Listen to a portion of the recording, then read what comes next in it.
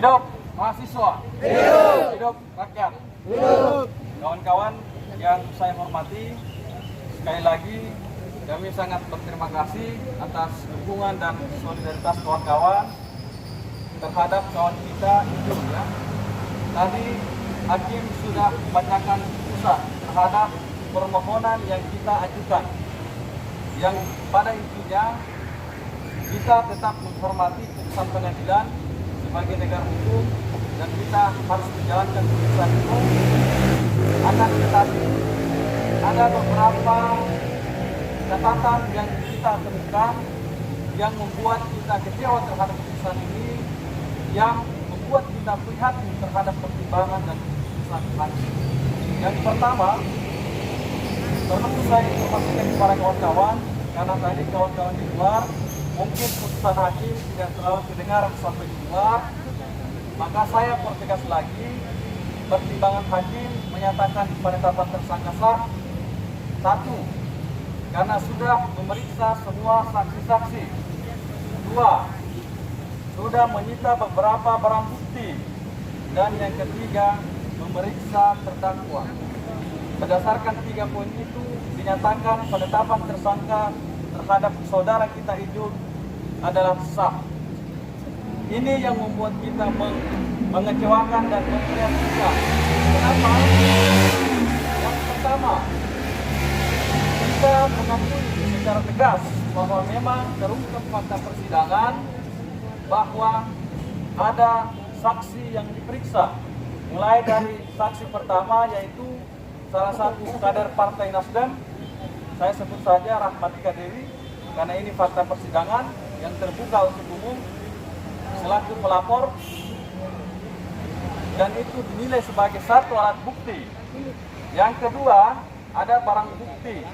Dan yang ketiga, yang membuat kita heran, yaitu hakim mempertimbangkan berdasarkan keterangan terdakwa.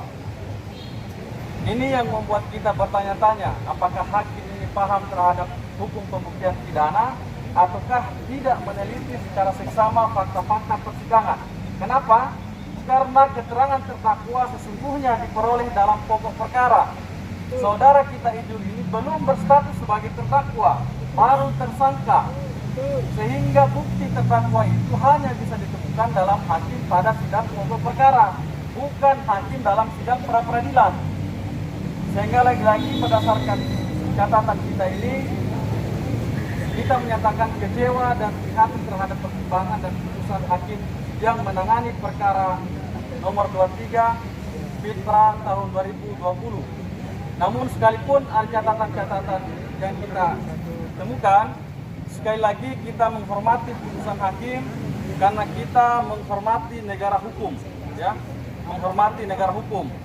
Dan selanjutnya, karena sidang pra-peradilan ini hanya memeriksa syarat formil, dan selanjutnya hari ini pada pukul 1 akan masuk pada sidang pokok perkara.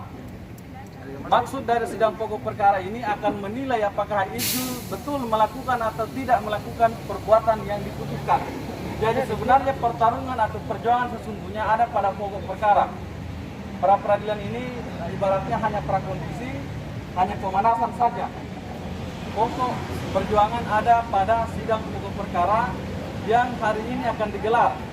Jadi sekali lagi kita tetap akan konsisten mengawal Ijul sampai tuntas, sampai betul-betul kita akan buktikan bahwa Ijul tidak bersalah atau tidak melakukan perbuatan sebagaimana yang disangkakan, ya.